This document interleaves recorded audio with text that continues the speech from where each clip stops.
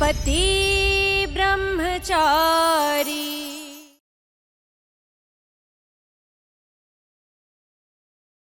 ಉಡುಪಿ ಕೃಷ್ಣನ್ ಮೇಲಾಣೆ, ಈ ಜನ್ಮದಲ್ಲಿ ನೀನು ಸೊಸೆ ಆಗಕ್ಕಾಗೋದಿಲ್ಲ. ನಿನ್ನಿಂದ ನಾನು ಏನೇನು ಅನುಭವಿಸಿದೀನೋ ಅದ್ರ ಪ್ರತಿಯೊಂದು ಸೇಡು ನಿನ್ನಿಂದ ತೀರ್ಸ್ಕೋತೀನಿ. ನಿಂತ್ಕೊಂಡು ಏನು ಮುಖ ನೋಡ್ತಾ ಇದೆಯಾ? ಮೋರಿಯೊಳಗೆ ಕೈ ಹಾಕಿ ಆ ಗಲೀಜ್ನೆಲ್ಲ ತೆಗಿ. ಇಷ್ಟ ಇದನ್ನೆಲ್ಲ ಹೇಗೆ ಮಾಡ್ತಾರೆ? ತಾಯಿ ಮಾಡೋದು ಹೆಲ್ಪ್ ಮಾಡೋದನ್ನು ಬೇಡ ಅಂತ ಹೇಳಿದ್ದಾರೆ.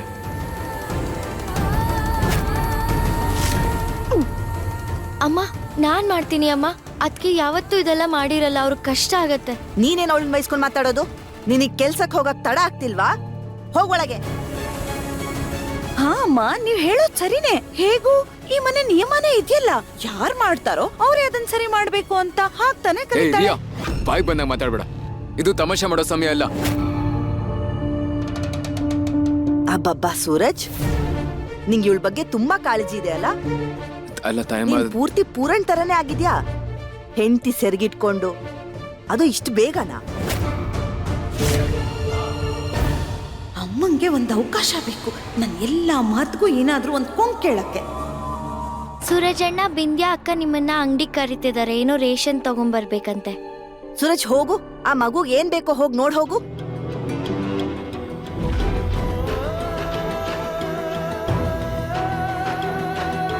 ಅಯ್ಯೋ ಹೋಗಲ್ಲ, ನಾನ್ ಹೋಗ್ಬೇಕಾ ಮುರ್ದಿರೋ ಕಾಲಿಟ್ಕೊಂಡು?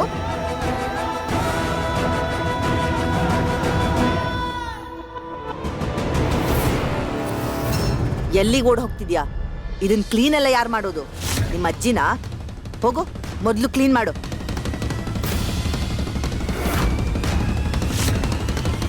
ತಾಯಮ್ಮನಿಗೆ ಈಶಾನ್ ಕಂಡ್ರೆ ಸ್ವಲ್ಪನೂ ಇಷ್ಟ ಆಗ್ತಾ ಇಲ್ಲ. ಅದಕ್ಕೆ ಈಶಾ ಯಾವ್ಯಾವ ಕೆಲಸ ಮಾಡಿಲ್ಲ ಅದನ್ನೆಲ್ಲ ಮಾಡಿಸ್ತಾ ಇದ್ದಾರೆ. ಅವ್ರು ಹೆಂಗ್ ಇಷ್ಟ ಪಡಕ್ ಸಾಧ್ಯ? ಈಶಾ ಸರಳ ಆಂಟಿಗೆ ಎಷ್ಟ್ ಕಾಟ ಕೊಟ್ಟಿದ್ದಾಳೆ ಅಂತ ನಿಂಗೆ ಗೊತ್ತಿಲ್ವಾ? ಇವಾಗ ಅನ್ಭವಿಸ್ಲಿ. ಆದ್ರೂ ನಿಂಗೆ ಯಾಕೆ ಇಷ್ಟು ಕಷ್ಟ ಆಗ್ತಿದೆ? ಕಷ್ಟ ಆಗ್ತಾ ಇಲ್ಲ, ಬೇಜಾರಾಗ್ತಾ ಇದೆ. ಅಲ್ಲ, ಇಲ್ಲಿವರೆಗೂ ಈಶಾವ್ರಿಗೆ ಮಾಡಿರೋ ಅವಮಾನನೇ ಸಾಕಾಗಲ್ವಾ? ಅದ್ರ ಜೊತೆಗೆ ಇವಳು ಬೇರೆ ಟಾರ್ಚರ್ ಕೊಡ್ತಾ ಇದ್ದಾಳೆ. ಸಾಕು ಮಹಾರಾಣಿ ಅವ್ರೆ, ಈಗ ನೀವು ಸಿಂಕ್ ಅಲ್ಲಿ ಕೈ ಹಾಕಿ ಆ ಕಸನೆಲ್ಲ ಹಿಂಗ್ ತೆಗೆದು ಹಂಗ್ ಹೊರಗಾಕಿ. ಅದಕ್ಕೂ ಮುಂಚೆ ಈ ನೀರೆಲ್ಲ ಇದೆಯಲ್ಲ, ಇದನ್ನೆಲ್ಲ ಸ್ವಲ್ಪ ಕ್ಲೀನ್ ಮಾಡ್ಬಿಡಿ. ಮೋನಿಕಾ ಅದ್ಕೆ ನಾನ್ ಮಾಡ್ತೀನಿ, ಇವರಿಂದ ಆಗಲ್ಲ ಅದು. ನಿಂಗ್ ಗೊತ್ತಿದೆ ಅಲ್ವಾ, ಅಮ್ಮಂಗ್ ಕೋಪ ಬಂದ್ರೆ ಸ್ವಲ್ಪ ದೂರನೇ ಇರ್ಬೇಕು. ಹುಷಾರು, ಯಾರು ಏನು ಮಾತಾಡೋಗಿಲ್ಲ, ಸುಮ್ನೆ ನಿಂತ್ಕೊಳ್ಳಿ. ಎಲ್ಲ ತೊಂದರೆಗಳಿಗೂ ಇವಳೇ ಮೂಲ. ಅದಕ್ಕೆ ಕ್ಲೀನಿಂಗು ಇವಳೇ ಮಾಡಬೇಕು.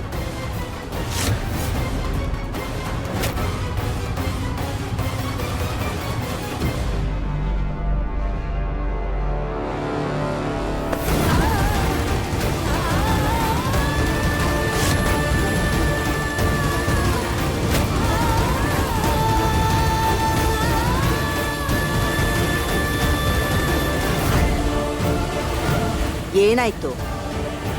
ನಿಂದಿ ಉದ್ದ ರೇಷ್ಮೆ ಕೂದ್ಲು ಅಡ್ಡ ಬರ್ತಾ ಇದ್ಯಾ? ಇದನ್ನು ಉಗುರು ಕಟ್ ಮಾಡ್ದ ಹಾಗೆ ಕಟ್ ಮಾಡ್ಬೇಕಾ? ಇಲ್ಲ ಇಲ್ಲ, ನಾನ್ ಕ್ಲೀನ್ ಮಾಡ್ತೀನಿ. ಮೊದ್ಲು ಮಾಡು. ಗ್ಲೌಸ್ ಸಿಕ್ಬೋದಾ? ಇದು ನಿನ್ ದೊಡ್ಡ ಅರಮನೆ ಅಲ್ಲ ಮಹಾರಾಣಿ. ಇದು ಎಲ್ಲರೂ ಒಂದೇ ತರ ಇರೋದು. ಇದು ನಮ್ಮನೆ. ಇಲ್ಲಿ ಎಲ್ಲರೂ ಖುಷಿಯಿಂದನೇ ಕೆಲಸ ಮಾಡೋದು. ನಡಿ, ಶುರು ಮಾಡು.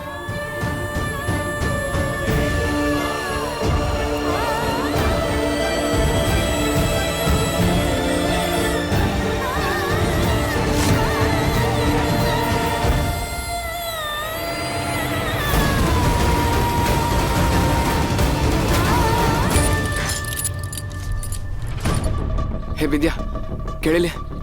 ತಾಯಮ್ಮನಿಗೆ ನೀನಾದ್ರೂ ಅರ್ಥ ಮಾಡಿಸು. ನಿನ್ ಮಾತನ್ನ ಯಾವತ್ತೂ ತೆಗೆದು ಹಾಕಲ್ಲ ಅವಳು. ನನಗೇನಂದ್ರೆ ಈಶಾ ಅವ್ರು ವಾಪಸ್ ಹೋದ್ರೆ ಸಾಕಿಲ್ಲಿಂದ. ಒಂದಲ್ಲ ಒಂದು ಕಾರಣ ಹುಡುಕ್ತಾನೆ ಇದ್ದೀನಿ. ಹೇಗಾದ್ರೂ ಈಶಾ ಅವ್ರಿಗೆ ಇದನ್ನೆಲ್ಲ ಅರ್ಥ ಮಾಡಿಸಿ ಅವ್ರ ಮನೆ ಕಳ್ಸೋಣ ಅಂತ. ಹೇಗೆಲ್ಲ ಬದುಕಿದ್ದವಳು ಅವಳು ಈ ತರ ಜೀವನ ಬದುಕಬೇಕಾಗ್ತಾ ಇದೆ. ನಿಜ ಹೇಳ್ತಾ ಇದೀನಿ, ಪಾಪನೇ ಇದು. ಸರಳ ಆಂಟಿಗೆ ಯಾರು ಕಂಡ್ರೆ ಆದ್ರೂ ಇಷ್ಟ ಇಲ್ಲ ಅಂದ್ರೆ ಅವ್ರು ಯಾರ ಮಾತು ಕೇಳಲ್ಲ, ನಂದು ಕೇಳಲ್ಲ. ಗೊತ್ತಾ ನಿನ್ಗೆ, ಯಜಮಾನ್ರು ಈಶಾನ ಗೊಂಬೆ ಅಂತ ಕರಿತಾ ಇದ್ರು. ನಿಜವಾಗ್ಲೂ ಅವರು ಒಳ್ಳೆ ಗೊಂಬೆ ತರನೇ ಇದ್ದಾರೆ. ಈಗಲೂ ಅವ್ರ ಮೈ ಮೇಲೆ ಚಿನ್ನದ ನೀರು ಇದ್ರೆ ಚಿನ್ನದ ಬೊಂಬೆನೇ ಆಗೋಗ್ತಾರೆ, ಅಷ್ಟು ಸಾಫ್ಟ್ ಅವರು. ಸೂರಜ್ಗೆ ಯಾಕೋ ಈಶಾ ಮೇಲೆ ಜಾಸ್ತಿ ಅಕ್ಕರೆ ಇದ್ದಂಗಿದೆ.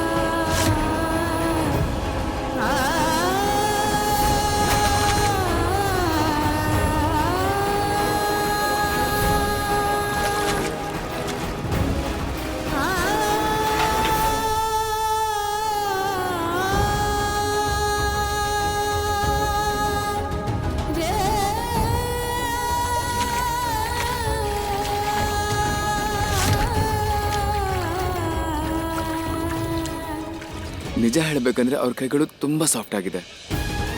ಒಂದು ದಿನ ಕೂಡ ಅವ್ರ ಪಾದಗಳು ಭೂಮಿನ ಸ್ಪರ್ಶಿಸಲೇ ಇಲ್ಲ. ಗುಲಾಬಿ ಪಕಳೆಗಳ ಹಾಗೆ ಅವ್ರ ಪಾದ ತುಂಬಾ ಸಾಫ್ಟ್ ಆಗಿರುತ್ತೆ.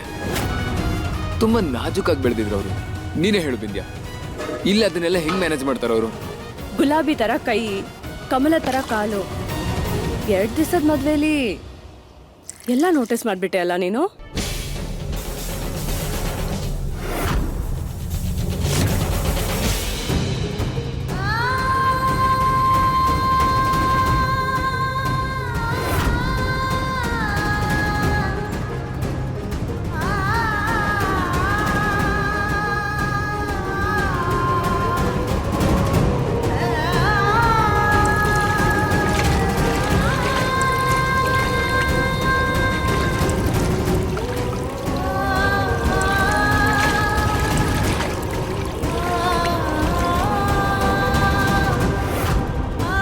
ಈಶಾ, ಈಶಾ, ಇದೇನ್ ಮಾಡ್ತಿದ್ಯಮ್ಮ? ಏನಾಯ್ತು?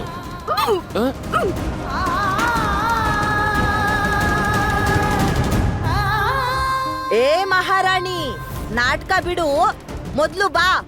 ಈ ಕ್ಲೀನಿಂಗ್ ಎಲ್ಲ ನೀನೇ ಮಾಡ್ಬೇಕು. ಏನ್ ನಡೀತಾ ಇದೆ?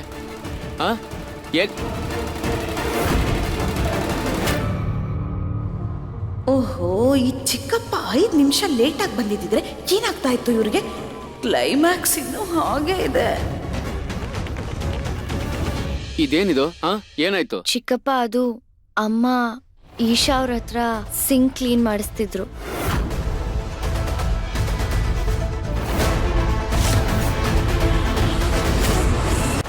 ವಾ ಅತ್ಗೆ, ವಾ. ಇಲ್ಲಿರೋ ಸಿಂಕ್ನ ಹುಡುಗಿಯಿಂದ ನೀವು ಕ್ಲೀನ್ ಮಾಡಿಸ್ಕೊಂಡ್ಬಿಟ್ರಿ.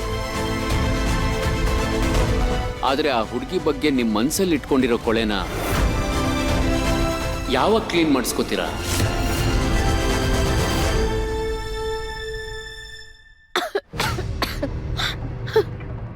ಅಯ್ಯೋ, ಹುಷಾರಮ್ಮ. ಬಾಬಾ, ಕೂತ್ಕೋ. ಆರಾಮಾಗಿ ಕೂತ್ಕೋ.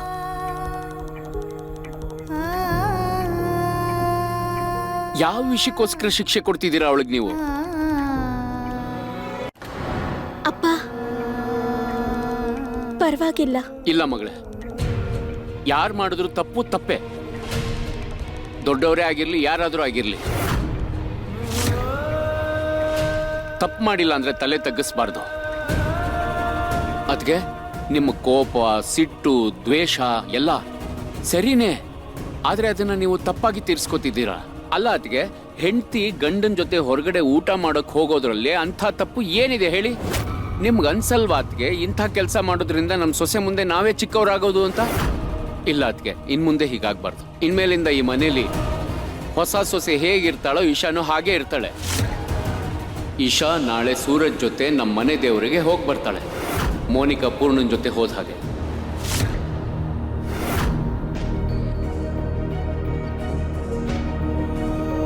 ಅದ್ಗೆ, ಹೊಸ ಜೋಡಿಗೆ ಹೊಸ ಜೀವನ ಶುರು ಮಾಡೋದಕ್ಕೆ ನಾವು ಆಶೀರ್ವಾದ ಮಾಡಬೇಕು, ದ್ವೇಷ ಅಲ್ಲ.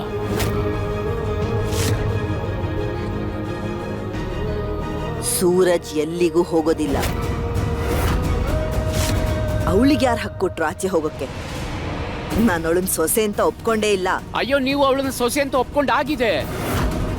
ನೀವು ಅವಳು ಸೊಸೆ ಅಂತ ಒಪ್ಕೊಂಡಿರೋದಕ್ಕೆ ಅಡಿಗೆ ಮನೆಯಲ್ಲಿ ಅವಳು ಕೆಲಸ ಮಾಡ್ತಾ ಇರೋದು. ಈ ಮನೇಲಿ ಇರೋದಕ್ಕೆ ಅವಳಿಗೆ ಹಕ್ಕಿದೆ.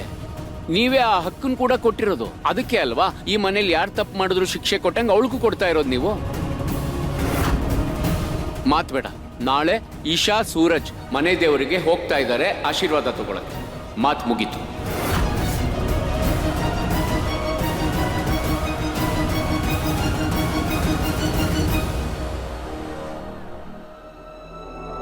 ನಾನು ಈ ಮನೆ ಹೊಸ ಸೊಸೆ. ನನ್ನ ಹತ್ರ ಇರೋದೇ 4 ಸೀರೆ, ಆದ್ರೆ ಇದರಲ್ಲಿ ಒಂದು ಕೆಂಪು ಸೀರೆ ಇಲ್ಲ. ಯಾವ್ದು ಹಾಕೊಳ್ಳಿ? ಇದು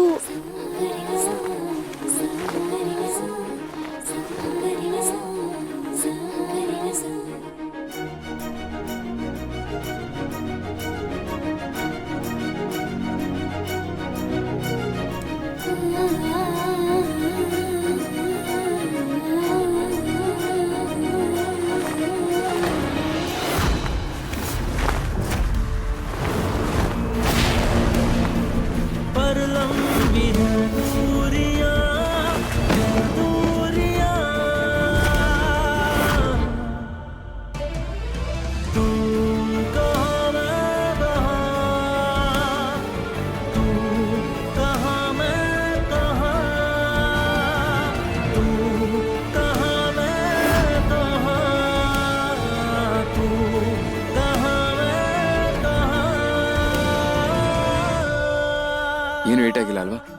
ನೀನ್ ಇಲ್ದೆ ಹೋಗಿದ್ದಿದ್ರೆ ಖಂಡಿತ ಬಿದ್ದೋಗ್ತಿದ್ದೆ. Thank you. ಸೂರಜ್, ಹಾ ಹೇಳಿ. ಸೂರಜ್, ಆಕ್ಚುಲಿ ನಾನು ತುಂಬಾನೇ ಟೆನ್ಷನ್ ನಲ್ಲಿದ್ದೀನಿ. ಸ್ವಲ್ಪ ಲೇಟ್ ಆಗಾದ್ರೂ ನಿಮ್ ತಲೆ ಚೆನ್ನಾಗಿ ಕೆಲಸ ಮಾಡ್ತಾ ಇದೆ. ಅಲ್ಲ, ನೀವಷ್ಟೇ ಅಲ್ಲ, ಇಂಥ ಸಿಚುವೇಶನ್ ಅಲ್ಲಿ ಯಾವ್ದೇ ಹುಡುಗಿ ಆದ್ರೂ ಕೂಡ ಖಂಡಿತ ಟೆನ್ಷನ್ ಆಗ್ತಾರೆ. ರಿಯಲಿ? ನಿನಗ್ ನನ್ ಟೆನ್ಷನ್ ಅರ್ಥ ಆಗ್ತಾ ಇದೆಯಾ? ಏನ್ ಮಾತಾಡ್ತಾ ಇದ್ದೀರಾ? ನಾನ್ ಅರ್ಥ ಮಾಡ್ಕೊಳ್ದೆ ಇನ್ಯಾರು ಅರ್ಥ ಮಾಡ್ಕೋತಾರೆ? ಅದಕ್ಕೆ ನಾನು ಹೇಳ್ತಾ ಇರೋದು, ನೀನ್ ನನಗೆ ಹೆಲ್ಪ್ ಮಾಡ್ತೀಯಾ? ಮೊದ್ಲಿಂದ ಇದನ್ನೇ ಹೇಳ್ತಾ ಇರೋದು ನಾನು. ಇದಕ್ಕೆ ಸೊಲ್ಯೂಷನ್ ನನ್ನ ಹತ್ರ ಇದೆ. ಈಗಲೇ ನಿಮ್ಮನ್ನ ನಿಮ್ಮ ಅಪ್ಪನ ಹತ್ರ ಕರ್ಕೊಂಡು ಹೋಗ್ತೀನಿ, ಬನ್ನಿ. ಅಪ್ಪ ಇದ್ರಲ್ಲಿ ಏನ್ ಮಾಡ್ತಾರೆ? ನಾನ್ ಯಾವ ಸೀರೆ ಉಟ್ಕೊಂಡ್ ಬಂದ್ರೆ ಅಪ್ಪಂಗೆ ಏನ್ ಆಗ್ಬೇಕಾಗಿದೆ ಹೇಳಿ? ಏನು ಸ್ಯಾರಿನ? ಮಧ್ಯದಲ್ಲಿ ಸ್ಯಾರಿ ಎಲ್ಲಿಂದ ಬಂತು? ಸೀರೆ ಮಧ್ಯದಲ್ಲಿ ಬಂದಿಲ್ಲ, ಎಲ್ಲಾನು ಇಲ್ಲೇ ಇದೆ. ಆದ್ರೆ ನಂಗೆ ಪೂಜೆಗೋಸ್ಕರ ಯಾವ್ದು ಉಟ್ಕೋಬೇಕೋ ಗೊತ್ತಾಗ್ತಿಲ್ಲ. ಸೂರಜ್, ಬೇಜಾರ್ ಮಾಡ್ಕೋಬೇಡ. ನನಗ್ ಗೊತ್ತು ನಿನ್ನ ಹತ್ರ ದುಡ್ಡಿಲ್ಲ ಅಂತ. ಆದ್ರೆ ಪ್ಲೀಸ್ ಹೇಗಾದ್ರೂ ಮ್ಯಾನೇಜ್ ಮಾಡಿ ನಂಗೋಸ್ಕರ ಒಂದ್ ಒಳ್ಳೆ ಸೀರೆ ಕೊಡಿಸ್ತೀಯಾ? ನಾಳೆ ನಾವು ದೇವಸ್ಥಾನಕ್ಕೆ ಹೋಗ್ತಾ ಇದೀವಲ್ಲ, ನಾನ್ ಅನ್ಕೊಂಡೆ ಕೆಂಪು ಸೀರೆ ಉಟ್ಕೊಂಡು ಹೋದ್ರೆ ಚೆನ್ನಾಗಿರತ್ತೆ ಅಂತ. ನೀವು ಇಷ್ಟೊತ್ತು ಇಲ್ಲಿ ಸ್ಯಾರಿ ಬಗ್ಗೆನ ಮಾತಾಡಿದ್ದು? ಹಾ, ಮತ್ ಇನ್ಯಾವ ವಿಷಯ? ಈ ಕೆಂಪು ಸೀರೆ ಜೊತೆಗೆ ಮ್ಯಾಚಿಂಗ್ ಬ್ಯಾಂಗಲ್ಸ್, ಬಿಂದಿ ಮತ್ತೆ ಲಿಪ್ಸ್ಟಿಕ್ ಕೂಡ ತಗೊಂಡ್ ಬಂದ್ಬಿಡು. ಮೊದಲನೇ ಸಲ ದೇವಸ್ಥಾನಕ್ಕೆ ಹೋಗ್ತಾ ಇದೀವಿ ಅಲ್ವಾ, ನಾನು ನೀಟಾಗಿ ಹೋಗ್ಬೇಕಲ್ವಾ? ಎಕ್ಸ್ಕ್ಯೂಸ್ ಮಿ ಮೇಡಮ್, ನಾವು ನಮ್ಮ ಮನೆ ದೇವ್ರಿಗೆ ಹೋಗ್ತಾ ಇರೋದು. ನಮ್ಮ ಮನೆ ದೇವ್ರಿಗೆ ಅಷ್ಟೊಂದೆಲ್ಲ ಸಮಯ ಇಲ್ಲ. ನೀವು ಹಾಕೊಳ್ಳೋ ಲಿಪ್ಸ್ಟಿಕ್ಕು, ಬೊಟ್ಟು, ಬಳೆ ಎಲ್ಲದನ್ನು ನೋಡೋದಕ್ಕೆ. ಹಾ, ದೇವ್ರು ನೋಡೋದು ಮನ್ಸನ್ನೇ ಹೊರತು ಬಟ್ಟೆನಲ್ಲ. ಅರ್ಥ ಆಯ್ತಾ? ಕತೆ ಹೇಳ್ಬೇಡ. ನಿನಗ್ ತಂದ್ ಕೊಡೋದಕ್ಕೆ ಇಷ್ಟ ಇಲ್ಲ ಅಂದ್ರೆ ಆಗಲ್ಲ ಅನ್ನು. ನಾನ್ ಮಾತ್ರ ದೇವಸ್ಥಾನಕ್ಕೆ ಕೆಂಪು ಸೀರೆನೆ ಉಟ್ಕೊಂಡ್ ಬರೋದು. ನೀನ್ ಎಷ್ಟು ವಿಚಿತ್ರ. ನಿನಗ್ ಗೊತ್ತೂ ಇಲ್ವಾ ಸುಮಂಗಳಿಯರ ಬಣ್ಣ ಕೆಂಪು ಅಂತ?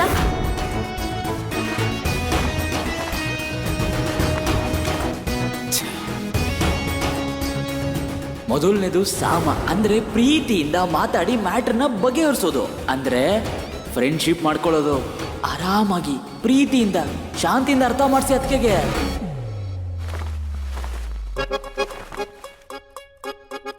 ಸರಿ, ಓಕೆ. ನಿಮ್ಗೆ ಸ್ಯಾರಿ ಜೊತೆಗೆ ಇನ್ನು ಏನೇನ್ ಬೇಕೋ ಎಲ್ಲಾನು ಲಿಸ್ಟ್ ಮಾಡಿ ಕೊಟ್ಬಿಡಿ. ಅದಷ್ಟನ್ನು ಅಂಗಡಿಗೆ ಹೋಗಿ ಈಗ್ಲೇ ತಗೊಂಡ್ ಬಂದ್ಬಿಡ್ತೀನಿ, ಸರಿನಾ? ಇನ್ನೊಂದ್ ವಿಷಯ, ಮ್ಯಾಚಿಂಗ್ ನೈಲ್ ಪಾಲಿಶ್ ಕೂಡ ತಂದ್ಬಿಡು ಪ್ಲೀಸ್.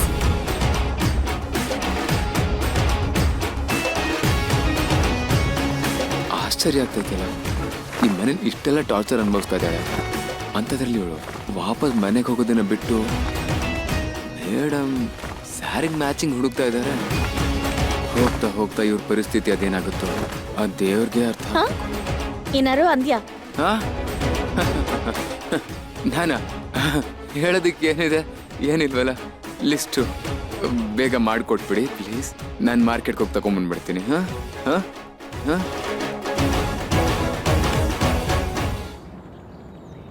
ಕಾವ್ಯ ಸಾಕು, ನಾನು ಈ ಕಣ್ಣು ಓಪನ್ ಮಾಡ್ತಿದ್ದೀನಿ. ಆಯ್ತು ಆಯ್ತು ಆಯ್ತು, 2 ನಿಮಿಷ. ನನ್ನ ಕೈಲಾಗಲ್ಲ. Okay okay okay okay okay, ಇವಾಗ ನೀವು ನಿಮ್ ಕಣ್ ತೆಗಿಬಹುದು.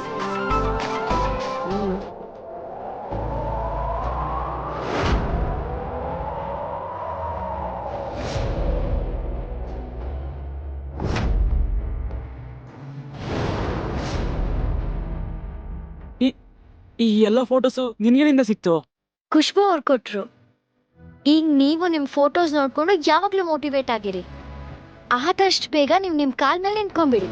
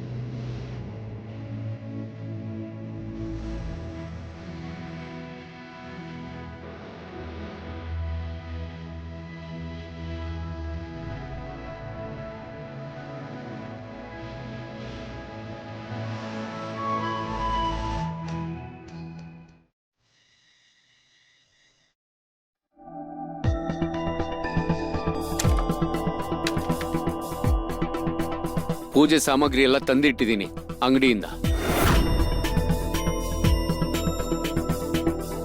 ಈಗ ಇದನ್ನ ಏನ್ ಮಾಡ್ಬೇಕು ಅಂತ ಅರ್ಥ ಆಗ್ತಿಲ್ಲ.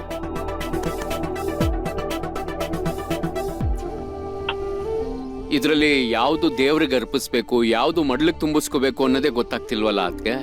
ಸರಿ, ಒಂದ್ ವಿಷಯ ಹೇಳಿ, ಈ ಬುಟ್ಟಿ ಇದೆಯಲ್ಲ, ಇದನ್ನ ಸೊಸೆ ದೇವಸ್ಥಾನಕ್ಕೆ ತಗೊಂಡು ಹೋಗ್ಬೇಕಾ ಅಥವಾ ಅವಳು ಮನೆಗೆ ಬಂದ್ಮೇಲೆ ನೀವೇ ಕೊಡ್ತೀರಾ? ಹೇಳಿ. ಆಮೇಲೆ ಏನಾದ್ರೂ ತಪ್ಪಾದ್ರೆ ನನ್ನ ಮೇಲೆ ಹೇಳ್ಬೇಡಿ ಅಷ್ಟೇ. ಒಂದ್ಸರಿ ಎಲ್ರು ನಿಮ್ ಕಣ್ಣಿಂದ ಎಲ್ಲ ಸರಿಯಾಗಿದೆಯಾ ನೋಡ್ಬಿಡಿ. ಆಮೇಲೆ ಇದಲ್ಲ ಅದು ಹಂಗಲ್ಲ ಹಿಂಗೆ ಅಂತ ಹೇಳಬಾರ್ದು. ಭಾವನು ಅತಿಯಾಗಿ ಆಡ್ತಾರೆ. ನಾನು ಸೊಸೆ ಅಂತ ಒಪ್ಕೊಂಡೇ ಇರೋಳನ್ನೇ ಕರ್ಕೊಂಡು ಹೋಗ್ಬೇಕಾಗಿತ್ತ ಮನೆ ದೇವರಿಗೆ ಪೂಜೆ ಮಾಡ್ಸಕ್ಕೆ? ನೀನಾದ್ರೂ ಹೇಳು. ನಾನಾ? ಮತ್ತಿನ್ಯಾರು? ಚಿಕ್ಕಪ್ಪ, ನಂಗೇನು ಗೊತ್ತಿಲ್ಲ. ನಿಮ್ಗಂತೂ ಗೊತ್ತಿದೆ ಅಲ್ವಾ, ಪದೇ ಪದೇ ನನ್ ಮದ್ವೆ ನಿಲ್ತಾನೆ ಇಲ್ಲ. ನಾನೇನಾದ್ರೂ ಮತ್ತೆ ತಪ್ಪು ಮಾಡಿದ್ರೆ ನಾನು ಹಾಗೆ ಕುಮಾರಿಯಾಗಿ ಉಳ್ಕೊಂಡ್ಬಿಡ್ತೀನಿ. ಇಲ್ಲ ಇಲ್ಲ. ನೀನಾದ್ರೂ ಹೇಳಮ್ಮ, ನಿನಗ್ ಮದ್ವೆ ಆಗಿದೆಯಲ್ಲ. ನಾನ್ ದೇವಸ್ಥಾನಕ್ಕೆ ಹೋಗ್ಬೇಕಾದ್ರೆ ಅತ್ತೆನೇ ಎಲ್ಲ ರೆಡಿ ಮಾಡ್ಕೊಡ್ತಿದ್ದು. ಅತ್ತೆಗೆ ಎಲ್ಲ ಗೊತ್ತಿರುತ್ತೆ. ನಾವೊಂದ್ ಕೆಲಸ ಮಾಡ್ತೀನಿ, ಅದಿತಿಗೆ ಫೋನ್ ಮಾಡ್ತೀನಿ.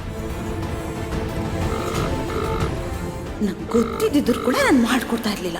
ಅವತ್ತು ಆಚೆ ಹೋಗ್ತೀನಿ ಅಂತ ಪಾಸ್ತಾ ತಿನ್ಕೊಂಡ್ ಬಂದ್ಲು. ಇವತ್ತು ದೇವಸ್ಥಾನಕ್ಕೆ ಹೋಗ್ತೀನಿ ಅಂತ ಊರೆಲ್ಲ ಸುತ್ಕೊಂಡ್ ಬರ್ತಾಳೆ. ಈ ಅದಿತಿನೂ ಫೋನ್ ತೆಗಿತಿಲ್ವಲ್ಲ? ತಾತಾ, ಹಾ, ನೀವ್ ಎಲ್ಲಾರ್ನೂ ಕೇಳಿದ್ರಿ, ಆದ್ರೆ ನನ್ನ ಮಾತ್ರ ಕೇಳೇ ಇಲ್ಲ. ನಿನ್ನ ಹತ್ರನಾ? ನಾನ್ ಇಂಟರ್ನೆಟ್ ಸ್ವಾಮಿನ ಕೇಳಿ ಹೇಳ್ತೀನಿ ನಾ ಏನೇನ್ ಬೇಕು ಅಂತ. ಅಯ್ಯೋ ಕಂದ, ನಿನ್ನ ಇಂಟರ್ನೆಟ್ ಇಂದ ಎಲ್ಲ ತಿಳ್ಕೊಂಡ್ಬಿಡ್ಬೋದು ನೋಡು. ಆದ್ರೆ ಆ ಭಾವನೆಗಳ ಬಗ್ಗೆ ಈ ಮನೆಯಲ್ಲಿ ಹಿರಿಯರು ಇರ್ತಾರಲ್ಲ, ಅವ್ರು ಹೇಳಿದಾಗ ಪೂಜೆ ಚೆನ್ನಾಗಾಗತ್ತೆ. ಹೋಗು ಪುಟ್ಟ, ಆಡ್ಕೋ. ಶಬಾಷ್.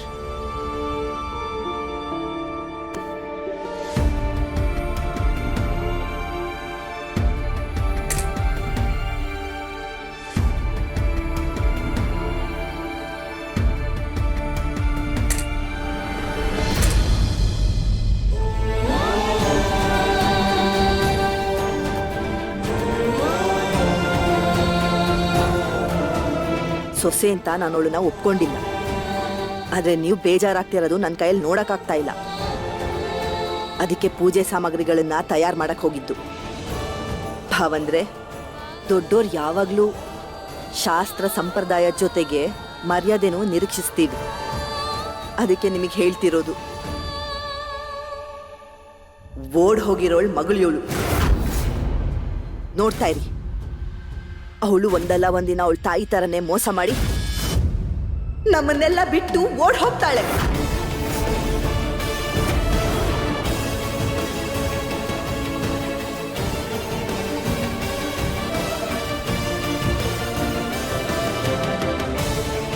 ನೀವು ನೋಡ್ತಾ ಇರಿ.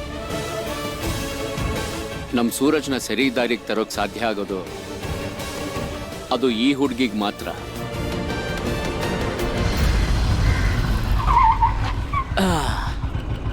ಕರೆಕ್ಟು ಅಣ್ಣ. ಹುಡುಗಿರ್ನ ದಾರಿಗೆ ಬರ್ಸ್ಬೇಕು ಅಂದ್ರೆ ಗಿಫ್ಟ್ಗಿಂತ ಬೆಸ್ಟ್ ಐಡಿಯಾ ಇನ್ಯಾವುದೂ ಇಲ್ಲ. ಆಮೇಲೆ ನಂಗೆ ಪಕ್ಕ ಗೊತ್ತು ಅತ್ತಿಗೆ ಒಪ್ಕೊಂಡೇ ಒಪ್ಕೋತಾರೆ. ಆಮೇಲೆ ಅತ್ತಿಗೆಯವ್ರ ಮನೆಗೆ ಹೋಗೋದಕ್ಕೆ ಒಪ್ಕೊಂಡೇ ಒಪ್ಕೋತಾರೆ. ನೋಡಿ ಬೇಕಾದ್ರೆ. ಅದ್ಕೆನಾ ಎಷ್ಟು ಸಲ ಹೇಳ್ಬೇಕು ನಿನ್ಗೆ ಅವಳು ನಿನ್ಗೆ ಅದಕ್ಕೆ ಅಲ್ಲ ಅಂತ ಅರ್ಥ ಮಾಡ್ಕೊಳಲ್ವಾ? ನೋಡಿ, ಎಲ್ಲಿ ತನಕ ಅವ್ರಿಲ್ಲಿ ನಿಮ್ ಹೆಂಡ್ತಿನೋ ಅಲ್ಲಿ ತನಕ ನನಗ ಅವರು ಅತ್ತಿಗೆ. ಕರೆಕ್ಟ್ ತಾನೆ? ಕರೆಕ್ಟ್ ತಾನೆ? ಕರೆಕ್ಟ್ ತಾನೆ?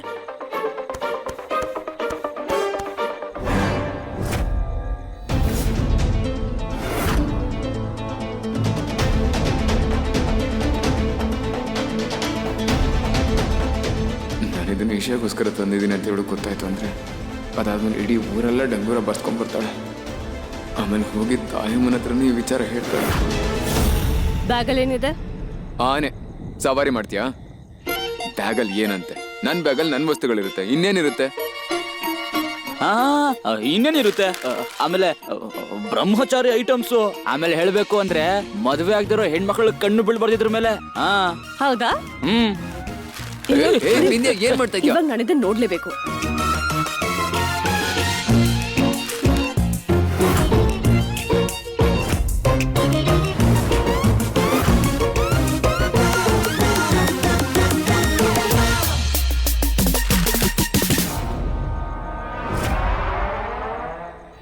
ಎಲ್ಲಿ ತನಕ ಅವ್ರು ನಿಮ್ಗೆ ಹೆಂಡ್ತಿನ ಅಲ್ಲಿ ತನಕ ನನ್ಗವ್ರು ಅತ್ತಿಗೆ. ನೀನು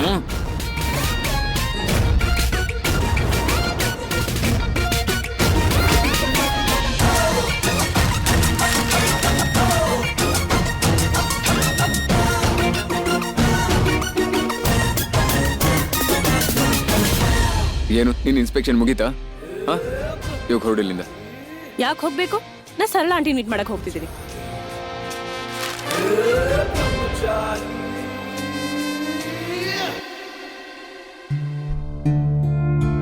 ನಾಳೆ ದೇವಸ್ಥಾನಕ್ಕೆ ಹೋಗ್ಬೇಕು, ಆದ್ರೆ ಕಾಲು ಇಷ್ಟು ನೋವ್ತಾ ಇದೆ.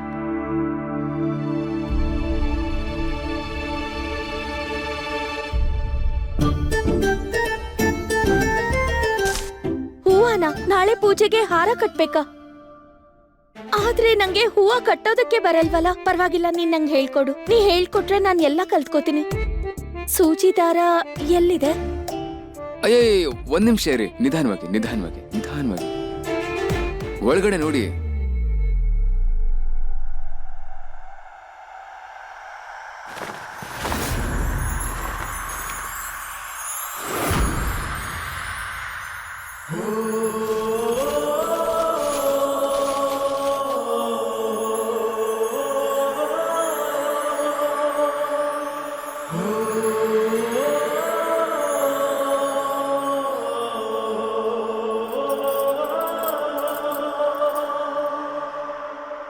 Wow, thank you so much Suraj.